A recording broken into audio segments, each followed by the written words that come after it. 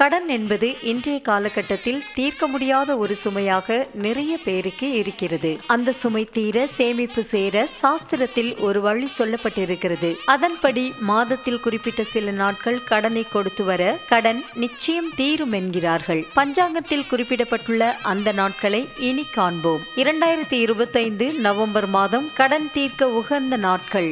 November 1 ஐப்பசி 15 சனிக்கிழமை.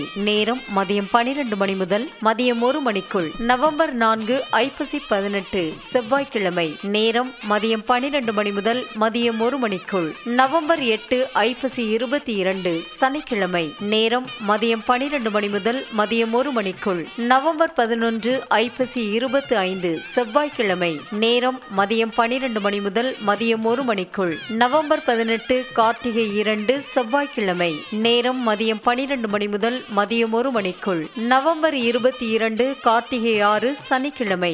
நேரம் மதியம் 12 மணி முதல் மதியம் 1 மணிக்குள்.